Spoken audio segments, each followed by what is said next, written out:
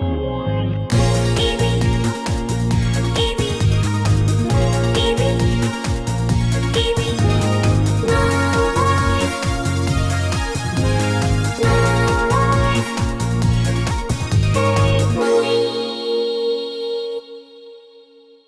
à tous et bienvenue dans 100% avec aujourd'hui la critique de Destiny, Indécis sur Judge Dredd et Metal Missile Empathy Gun. Et d'abord, on regarde les news. Aujourd'hui dans les news sur le Tokyo Game Show, on va parler de jeux sur téléphone mais aussi de Otome Game, ce sont les jeux pour filles. Oui, parce que c'est un très gros marché au Japon, je crois qu'il y a... Oh, il y a des beaux garçons qui m'attendent derrière le rideau. Fabuleux. Apparu pour la première fois en 2013, le coin simulation de romance, destiné aux joueuses, était de retour cette année avec encore plus d'animation. Les simulations de romance représentent un énorme marché au Japon et de très nombreux titres plus ou moins olé olé sont proposés selon les tranches d'âge. Ce type de jeu peu répandu en Occident vient de faire parler de lui avec la parodie Hatful Boyfriend, rééditée par Devolver Digital. Mais à part ça, peu de bruit pour ce marché en pleine expansion et ces titres qui rassemblent plusieurs millions de joueuses comme Amour Sucré, qui bien que développé en France, reprend de A à Z les codes des jeux japonais. Le plus souvent, les simulations de romance se présentent sous la forme de dating sim, visual novel, et s'adaptent donc très bien aux consoles portables et surtout au téléphone, qui permettent de jouer discrètement et avec des écouteurs, pour écouter ses doubleurs préférés vous susurrer au creux de l'oreille. Voltage, un des plus gros éditeurs du secteur, occupait plus de la moitié de l'espace avec un stand proposant diverses animations. Avec plus de 60 jeux, dont une dizaine traduits en anglais, leur business est florissant au point de passer des publicités à la télé japonaise en prime time et d'avoir leur propre bureau à San Francisco. Au rayon des animations, on pouvait se faire plaquer contre un mur et se voir susurrer des mots doux par des mannequins, faire un vœu dans un mini-sanctuaire avec un prêtre beau gosse, ou encore se faire prendre en photo entouré de deux étrangers pour la sortie du jeu adapté de la série américaine Gossip Girl. 日本ですと結構30歳前後が多いんですけれども、結構海外の方だと20代、前半の方とかが多いような感じですね。海外に向けて配信しているものの中でもちろん学園ものもあるんですけれども、例えば王子様との恋といったファンタジーものであったりとか、あとは社内恋愛をする、大人の恋もいくつかありますね。例えば日本のアニメとかがお好きな方とかはやっぱりすごい日本の同じ設定でも結構喜んでくださって、結構嬉しい声はいつもいただいてます。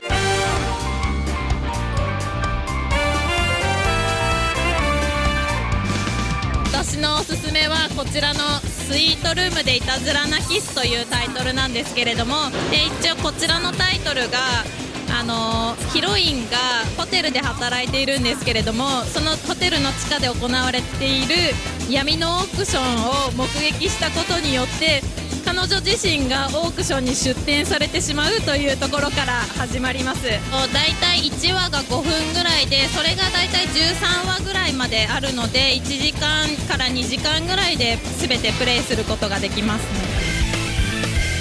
Juste à côté, on trouvait le stand de Sunsoft, un très vieux studio japonais qui donne aussi dans le jeu pour filles avec Gokumen, le nouveau jeu de leur série Olepuli qui touche précisément au genre Boys Love, l'amour entre garçons dans le contexte de la mafia.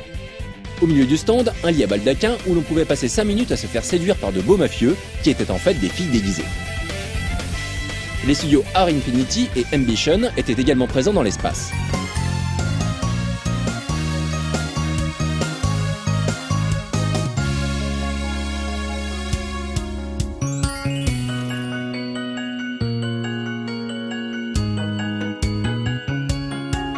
Autre éditeur peu connu en Occident, Bushiroad, occupe toujours un énorme stand au Tokyo Game Show. Plus gros fabricant de trading cards du Japon, Bushiroad a beaucoup diversifié ses activités en donnant dans le cross-média avec des animés ou des mangas lancés conjointement à des séries de cartes, mais aussi dans le jeu vidéo, notamment sur téléphone et tablette. Alors qu'il avait surtout sorti des puzzle games ou des applis reprenant ses jeux de cartes, typés Moe, Sport ou Shonen, Bushiroad a connu un succès énorme en 2013-2014 avec Love Life School Idol Project. Et que ce soit sous forme d'animé, de concerts, de cartes, mais aussi avec le jeu musical que nous vous avions présenté au TGS l'an dernier et qui commence d'ailleurs à s'implanter en Occident.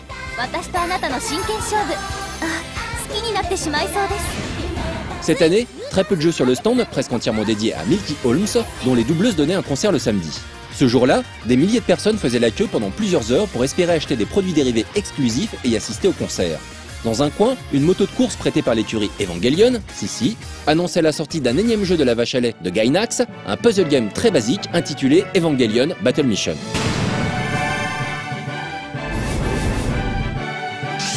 Du côté des mastodontes inconnus en Europe, on trouvait aussi DMM Games, la branche jeu d'un des plus gros fournisseurs de contenu numérique du Japon.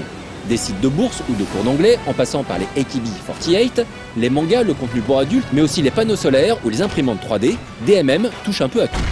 Seulement 4 jeux étaient présentés sur son stand, tous sur PC ou navigateur, la plupart avec des jeunes filles. Au milieu, le Bulldozer Kentai Collection ou Kenkole, le plus gros phénomène vidéoludique japonais de 2013-2014. Pour finir, un panorama rapide des jeux sur téléphone qui représente maintenant plus de 40% des jeux présentés au Tokyo Game Show. Le paysage des titres mobiles au Japon évolue très vite et pas forcément dans la bonne direction. Tout d'abord, retour à l'ère pré-smartphone et pré-hégémonie Apple Android. Pour télécharger des jeux, qui étaient pratiquement tous payants à l'époque, il fallait passer par un site plateforme ou un portail doté de son propre système de paiement. C'est ainsi que des compagnies comme Dena, Mobage ou encore Gris ont fait fortune en vendant leurs propres jeux, mais surtout en proposant une solution de vente pour les éditeurs consoles comme Square Enix, Capcom ou encore Konami. Mais la généralisation des smartphones et surtout la domination d'iOS et Android ont fait en sorte que n'importe qui a pu proposer son jeu à la vente, y compris les petits développeurs. D'autre part, le modèle free-to-play en échange de publicité ou avec des achats intégrés est devenu le modèle dominant au Japon, au point où les gens sont étonnés quand une appli est payante. Le succès monstrueux de Puzzle & Dragons, de Gun-Ho ou des jeux Pokopon et Disney Tsumu Tsumu intégrés à la messagerie Line, tous gratuits, ont ensuite nivelé encore davantage l'intention de payer quoi que ce soit de la part des utilisateurs. C'est pour cela que le stand Gris, qui avait pour habitude d'afficher une taille et une débauche de moyens insolentes au TGS, faisait profil bas cette année avec moins d'animations, moins d'hôtesses, moins de jeux et encore moins de nouveaux titres. 2 sur les 20 présentés, c'est pour dire. Il s'agissait d'un énième RPG à jolies filles, Project Tiamat, et de Gundam Spirits, leur contrat avec Bandai Namco n'étant probablement pas encore terminé. Sony, quant à lui, faisait acte de présence avec un stand dédié à ses téléphones Xperia et Final Fantasy. Dena, un des éditeurs plateformes historiques, avait fait le déplacement avec 15 RPG, presque tous issus d'animés ou licences connues, 2 puzzles et un jeu d'action. Tous ces jeux étant déjà disponibles. D'autres éditeurs de jeux sur téléphone étaient présents, comme Trans Cosmos, Happy Meal ou Galboa. On se demande si tout ça n'est pas aussi dû à la volonté des organisateurs du TGS d'occuper à tout prix l'espace vide laissé par l'absence de Level 5 et Gung-Ho cette année, qui sont suffisamment riches et drainent suffisamment de monde pour organiser leur propre salon. En outre, on pouvait trouver sur le salon énormément de ces petits éditeurs de jeux dont l'existence est rendue possible par les formats dématérialisés ainsi que l'Apple Store et Google Play qui leur permettent de commercialiser un jeu et de toucher un maximum de gens sans avoir à passer par un gros éditeur. Aujourd'hui, on est sur le stand de Wink Games. Alors, Wink Games, c'est une entreprise qui fabrique des jeux de société au Japon, rien à voir avec les jeux vidéo. Eh bien, ça y est, si, maintenant, ils ont sorti leur premier jeu qui est sur smartphone et téléphone portable et qui est sorti en France et traduit en français. Donc, n'hésitez pas.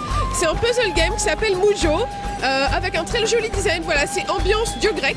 Donc, moi, j'ai des joueurs ici et c'est d'envoyer les petites épées, donc c'est les points d'attaque sur l'ennemi. Alors, il faut qu'en fait, j'enlève tous les autres trucs de l'écran, les touchants. Il faut qu'il y ait au moins 3 dalles de connecter pour les enlever. Donc voilà, hop, là par exemple j'en ai enlevé une. Le problème c'est que quand je les enlève, l'ennemi récupère des vies. Donc si je fais uniquement ça, ça ne va pas. Le choix que j'ai pour attaquer, c'est soit, là voilà, j'ai 4 dalles connectées. Donc je fais une attaque qui va ne compter que 4 points. 5 points, voilà. Après j'ai un autre choix, c'est comme ici, concentrer mon attaque. Et là tout de suite, il y a un multiplicateur qui va faire qu'il y aura beaucoup plus de points. Donc en fait, le but du jeu, c'est d'arriver à concentrer les épées, etc. Après, il y a des bonus, etc. évidemment, pour envoyer les attaques les plus fortes possibles à l'ennemi sans se faire toucher. Donc là, par exemple, je vais enlever ce gros truc bleu et ça va se rejoindre. Je vais enlever là, voilà. Donc là, 12, si je concentre, voilà, ça passe à 165. Mais pour le lancer, il faut que j'attende qu'il y ait des tuiles rouges qui soient connectées.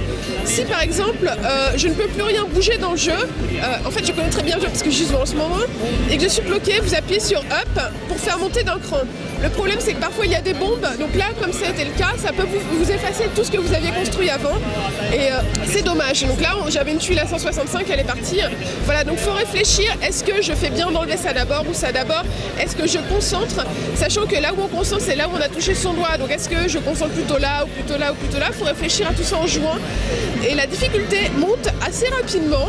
C'est pas très cher, c'est leur premier jeu, c'est dispo sur l'App Store français.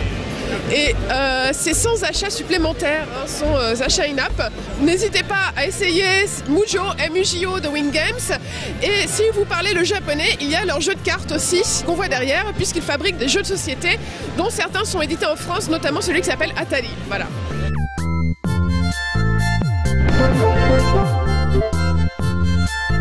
On vient de voir ce qu'il y avait au Tokyo Game Show en matière de jeux pour filles et de jeux téléphone. Voilà, là c'est l'heure d'aller se coucher avant de retrouver les prochaines news demain sur les jeux indépendants.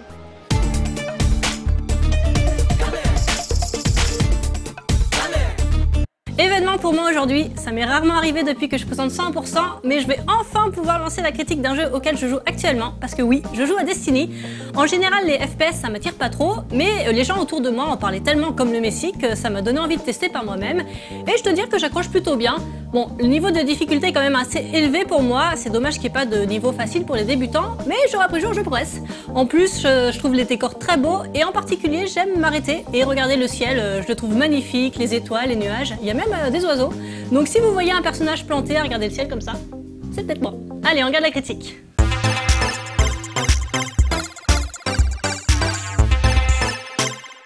Que la fête commence. Musique quelque chose de classique. Le lancement de Destiny, la nouvelle production des studios Bungie, à l'origine de la saga Halo, n'est pas passé inaperçu. Il faut dire qu'Activision, qui travaille sur un catalogue de jeux réduit, se limitant à une poignée d'IP, a mis les moyens. Un trailer de lancement en prise de vue réelle, réalisé par Joseph Kosinski, qui a mis en scène Oblivion, l'un des derniers Tom Cruise, ainsi que la suite de Tron. Des scènes cinématiques en images de synthèse de grande qualité.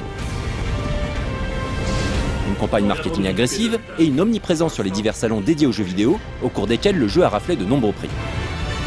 Destiny est présenté par ses développeurs comme un shooter situé dans un monde persistant partagé, ce qui signifie que vous ne serez jamais seul, ou presque. Chaque partie est ainsi poreuse, dans le sens où de nombreux joueurs apparaîtront d'eux-mêmes dans votre session de jeu. Tout comme vous, ils suivront leurs propres objectifs, mais rien ne les empêche ou ne vous empêche d'aller leur filer un coup de main lors d'un affrontement avant de repartir accomplir votre mission. Bien sûr, il sera tout à fait possible de créer une escouade ou de faire appel à ses amis PSN pour accomplir les missions du mode histoire en coop, jusqu'à 3, patrouiller sur un territoire débloqué, Je vais dire à Kate que c'est fait. ou tenter un assaut, soit une mission craftée pour la coopération multijoueur. Si vous n'avez pas d'amis PSN, il sera bien entendu toujours possible de s'en remettre au matchmaking du jeu.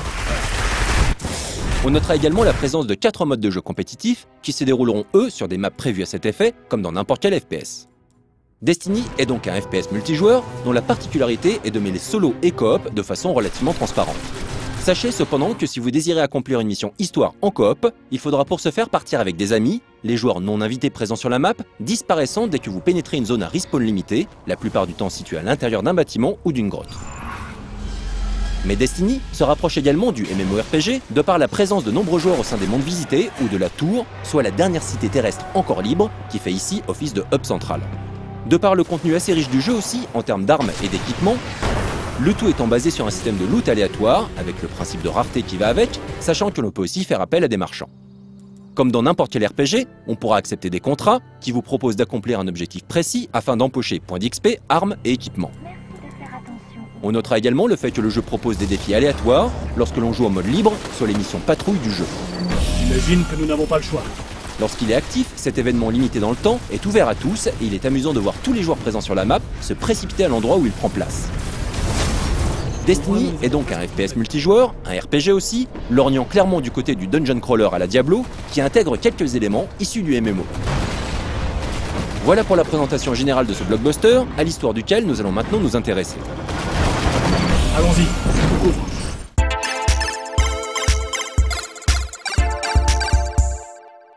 Ça a marché. Vous êtes en vie. Si vous saviez le temps que j'ai passé à vous chercher. Vous êtes un gardien, réveillé par un spectre, des espèces de drones intelligents façonnés par le voyageur. Et vous, disons simplement que vous sortez d'une longue mort. Chaque joueur est ainsi accompagné d'une IA, comme le Master Chief était accompagné de Cortana. Ça fait un moment qu'il est là.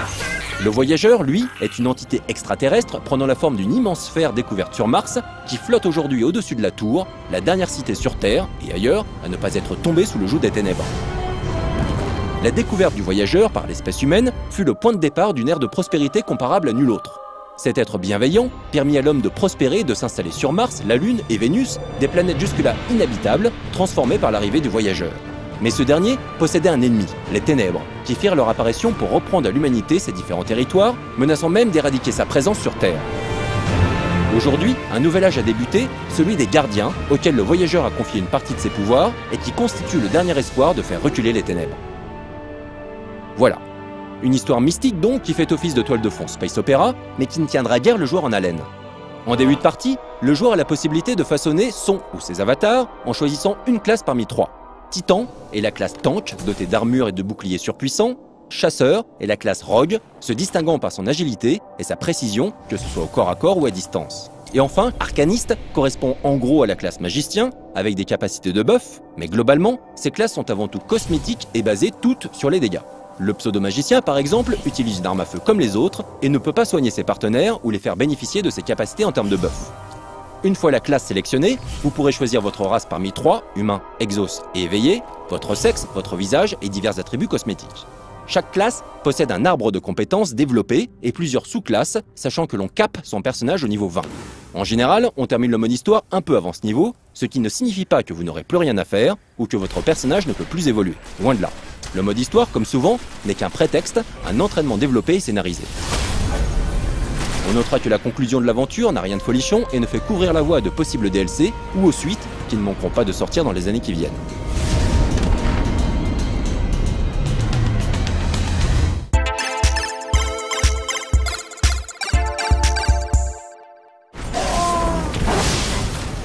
Nous allons maintenant nous intéresser au gameplay du jeu.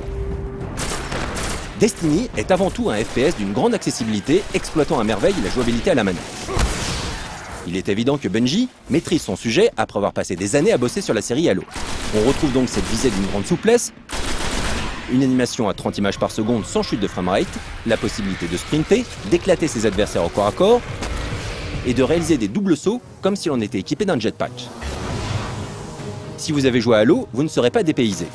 On notera la présence d'une jauge super qui, une fois remplie, permet au joueur de déclencher une attaque dévastatrice propre à chaque classe de personnage. Voici celle du Titan. Sur le même principe, la grenade, très puissante, est assujettie à un temps de recharge. Idem pour votre barre de vie, qui se régénère automatiquement une fois à l'abri. Des véhicules sont également présents, mais peu nombreux et uniquement terrestres. Point d'engin capable de voler donc, votre vaisseau à partir duquel vous choisirez votre prochaine destination, étant là pour animer les écrans de chargement, d'ailleurs assez longs. Outre certains véhicules présents sur la map, qui pourront être empruntés le temps d'une mission, le joueur peut invoquer à n'importe quel moment son propre speeder bike, made in Star Wars, qui possède d'ailleurs des bruitages similaires. Ce véhicule, ultra classe et très agréable à contrôler, sert à se déplacer sur les 4 planètes que propose Destiny, soit la Terre, Mars, Vénus et la Lune. Si les terrains de jeu sont ouverts et assez vastes, ils restent petits comparés à d'autres jeux, et en particulier aux gros RPG Open World et autres MMORPG. Ils sont également un peu vides, malgré la présence d'autres joueurs et de poches à respawn ennemis.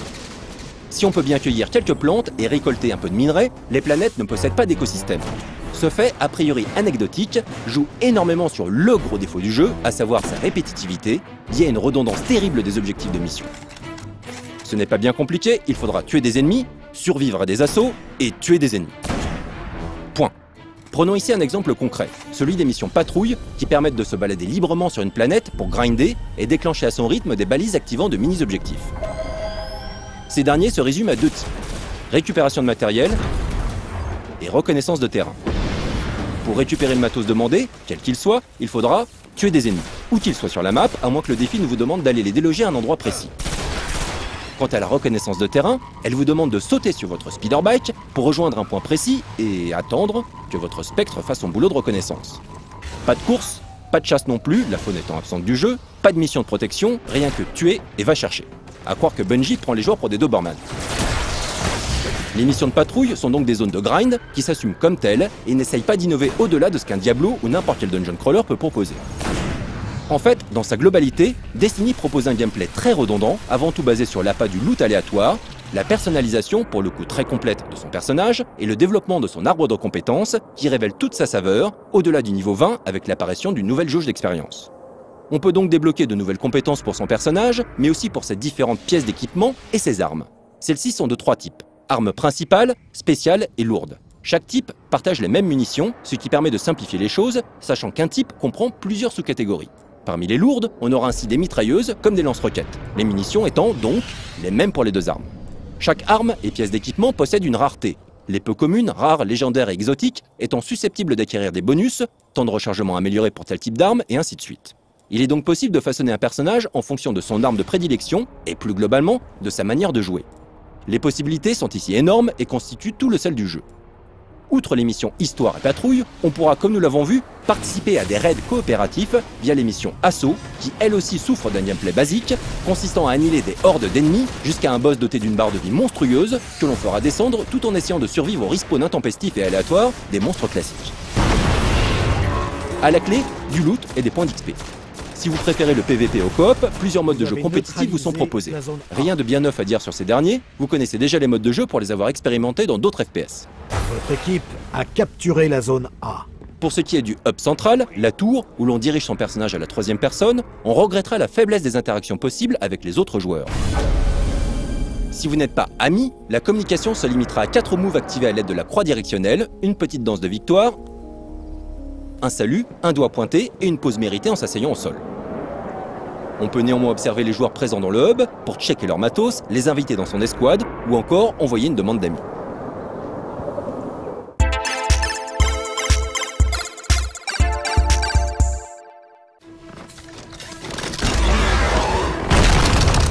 Destiny est un bon jeu, accessible, très agréable à prendre en main et techniquement impressionnant.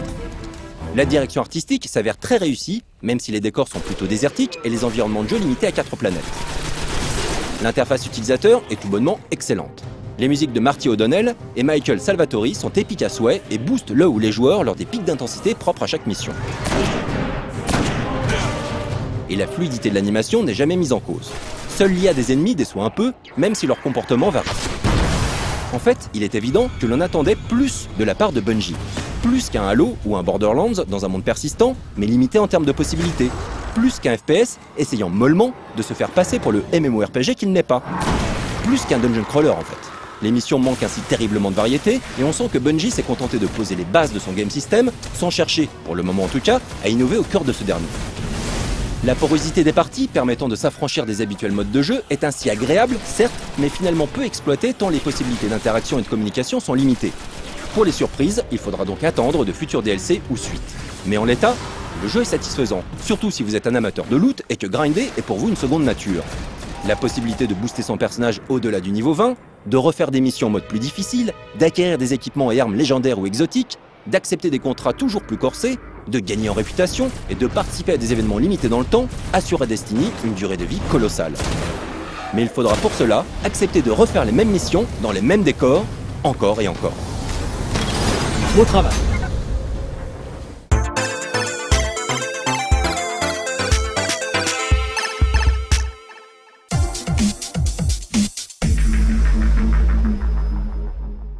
On vient de voir la critique de Destiny, et vous savez, dans Destiny, il y a cette énorme sphère qu'on appelle le Voyageur dans la version française et The Traveler dans la version anglaise.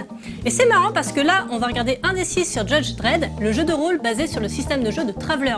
Mais là, Traveler avec 2 L.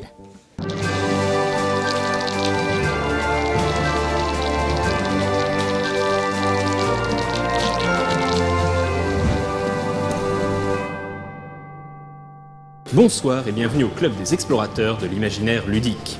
Vous ne le savez peut-être pas, mais le magazine de bande dessinée britannique 2000 AD appartient à l'éditeur de jeux vidéo Rebellion.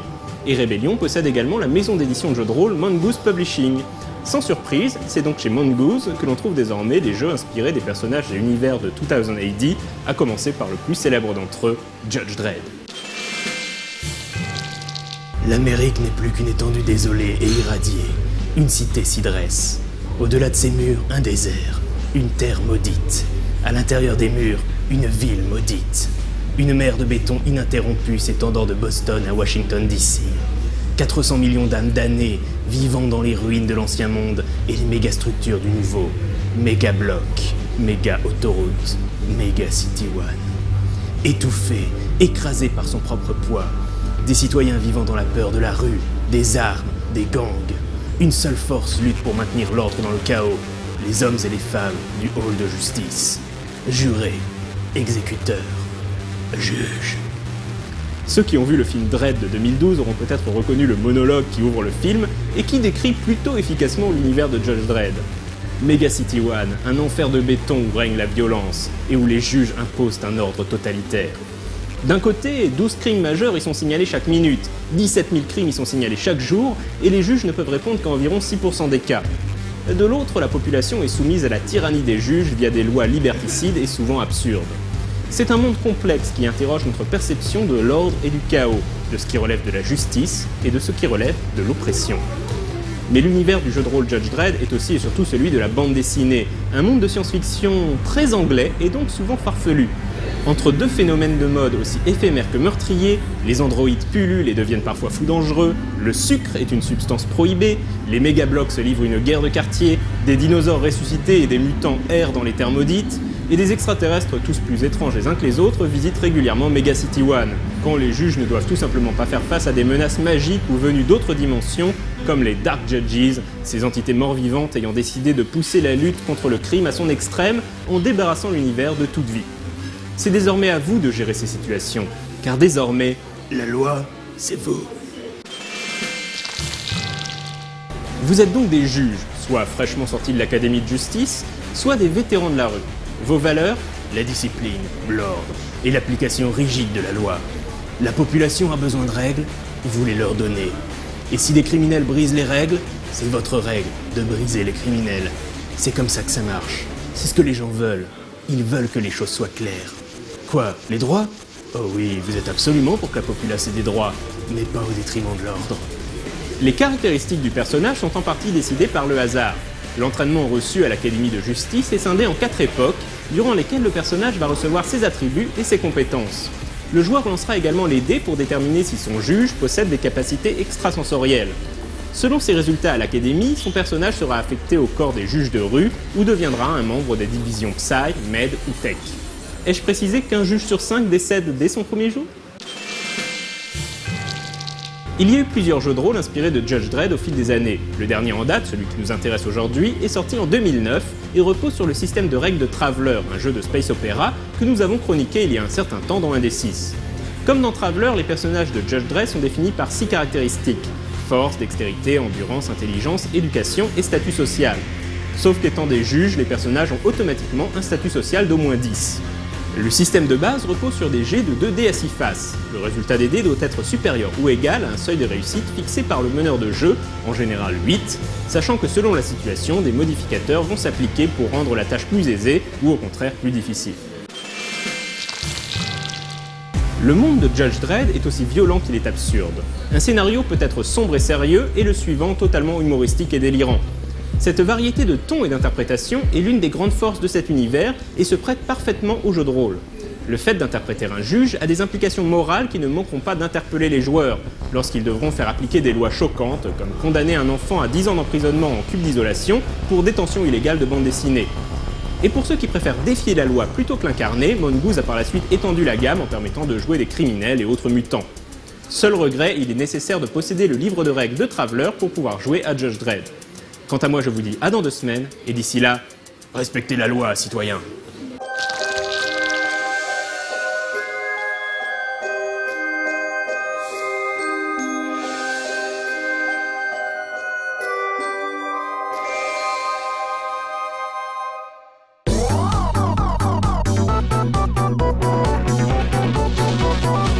Vous avez noté cette habile transition avec le Traveller, hein? Et ben je continue dans les transitions de folie. Dans Destiny, l'histoire c'est de protéger le Traveller justement. C'est la guerre, faut prendre les armes, les fusils, les revolvers, les lance-roquettes, on se tape à coups de missiles. Mais c'est pas du plastique, hein, c'est des armes en dur. Pas comme dans Metal Missile and Plastic Gun.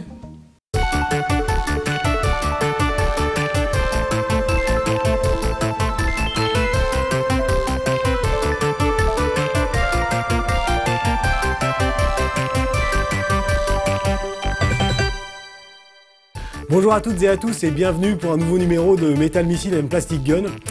L'émission d'aujourd'hui, je tiens à la dédier à Rémi qui est un gros fan de Starcom devant l'Internel.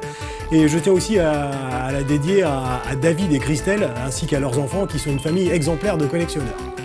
Voilà pour le passage personnel.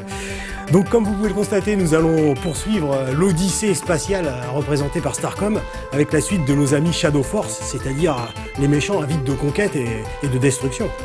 Avec deux véhicules que j'affectionne particulièrement. Donc d'un côté le Shadow Bandit, qui vous allez le voir mérite son nom, et puis de l'autre côté le Shadow Vampire qui lui aussi est pas mal dans son genre. Voilà, je vous présente le Shadow Bandit qui, comme l'indique son nom, est un voleur. Donc voici l'engin en question. Comme d'habitude, un design fuselé et très aérien, très spatial, c'est le cas de le dire. Donc le Shadow Bandit est piloté par un drone. Vous voyez ici, j'appuie sur le bouton et très classieusement le cockpit s'élève d'un petit coup de ressort. Voici le drone pilot. Alors comme d'habitude, un personnage Starcom articulé aux hanches, aux genoux ainsi qu'aux épaules et qui comporte le fameux système Magnalock, c'est-à-dire des aimants sous ses pieds qui lui permettent de s'aimanter sur les différentes plaques aimantées justement que vous pouvez trouver, nous le savons maintenant, sur tous les véhicules de Starcom. Le drone prend donc le poste de pilotage du Shadow Bandit et s'en va, une joie malfaisante au cœur, perpétrer ses crimes, ou plus particulièrement son vol. Donc nous avons ici deux nacelles que nous avons vues précédemment dans les émissions consacrées à Starcom. Donc une nacelle de transport de troupes et une nacelle de transport de matériel. Et bien sûr, dans la plupart des cas, ces deux nacelles appartiennent au personnel Starcom. Donc bien sûr, notre ami le Shadow Bandit va se faire un plaisir de barboter ça à ses ennemis. Donc vous voyez ici, c'est sa position de décollage et d'atterrissage bien sûr. Derrière vous avez un bouton que vous pressez et qui a pour effet de faire remonter la voilure. Mais voilà, c'est très aérodynamique, c'est très aérien. On a une petite poignée qui est tout à fait confortable pour tout type de main. Hein. Et puis ça permet justement de passer d'une position à l'autre très facilement, juste en déclenchant le bouton ou en le réenclenchant. Donc vous voyez, comme d'habitude, techniquement, c'est state of the art. Donc le Shadow Bandit arrive sur le lieu de son forfait, et donc il vise la cible, et à l'aide de la petite gâchette que vous voyez ici, donc en haut de la poignée, vous appuyez, un bras s'allonge, un bras aimanté bien sûr, qui tout de suite, bien sûr, s'empare de la cible, en l'occurrence ici une nacelle de fret, de cargo. Voilà, donc dès lors, vous pouvez parfaitement décoller et vous en allez au nez à la barbe de ces pauvres naïfs de Starcom qu'une fois de plus vous avez roulé dans la farine spatiale. Le second qui est une formidable bête, à savoir le Shadow Vampire. Tout un programme. Alors comme vous pouvez le constater, le Shadow Vampire offre ce dont on parlait précédemment, c'est-à-dire une voilure delta. Enfin en l'occurrence là plutôt une forme globale plutôt qu'une voilure. Et ce qui est intéressant là-dessus, c'est que il est à double cockpit, comme je pense que vous pouvez le constater. Donc voici le cockpit avant et le cockpit arrière. Donc ça peut laisser supposer que le Shadow Vampire se conduit comme s'utilise comme un bombardier, c'est-à-dire que le pilote est dans le cockpit avant et puis le canonnier ou celui qui manie les instruments est dans le cockpit arrière. Donc je pense que d'ici vous pouvez le voir, ça aussi c'est vraiment un très beau jouet avec une forme géniale et inhabituelle. Alors une autre caractéristique extrêmement intéressante du Shadow Vampire, c'est évidemment la particularité principale de Starcom, à savoir le Magna Power, c'est-à-dire les petits moteurs. Donc vous donnez un peu de chaîne, pas trop parce que c'est très fragile, et ensuite, comme vous pouvez le constater, même chose que sur le Shadow Bandit, vous avez à l'arrière une poignée qui vous permet de saisir le vampire et de le faire voler à votre guise. Et vous avez aussi au niveau du pouce un bouton qui vous permet d'activer les recoil cannon. Donc je pense que là vous les voyez, qui avancent et qui reculent. Mais le plaisir ne s'arrête pas là, c'est que les recoil cannon peuvent fonctionner quelle que soit leur position. Voilà. Et vous avez même la possibilité de continuer à cartonner l'adversaire en face de vous tout en vous occupant de celui qui aurait l'outrecuidance de vous attaquer par derrière. Voilà. Et vous pouvez parfaitement manœuvrer les canons pendant qu'ils sont en action. Donc là aussi, on retrouve la qualité technique de Starcom et il n'y a rien à dire, c'est vraiment super. Alors du côté du pilote, vous avez aussi des canons tels qu'on en voyait sur les Shadow Parasites que vous ouvrez à la main. On n'a jamais trop de puissance de feu. Hein. Et puis, bien sûr, une autre caractéristique déterminante du Shadow Vampire, c'est le fait que c'est un VTOL, c'est-à-dire Vertical Take-Off and Landing, pardon, ce qui signifie en français décollage et atterrissage vertical. Donc vous pouvez le constater, le Vampire est équipé de 2 énormes turbines sur le côté. Donc vous pouvez le faire décoller verticalement et ensuite, en appuyant sur la gâchette qui se trouve sur la poignée, ils prennent une position horizontale qui lui permet de naviguer comme un avion ordinaire. Il vous suffit donc, comme d'habitude, d'un petit coup de doigt, d'un petit coup de pouce parfois, mais d'activer des choses intéressantes. Voilà, vol normal et atterrissage vertical. Voilà pour le Shadow Vampire, voilà pour le Shadow Bandit. De nouvelles preuves que les jouets sont quelque chose de beaucoup trop sérieux pour être confiés aux enfants.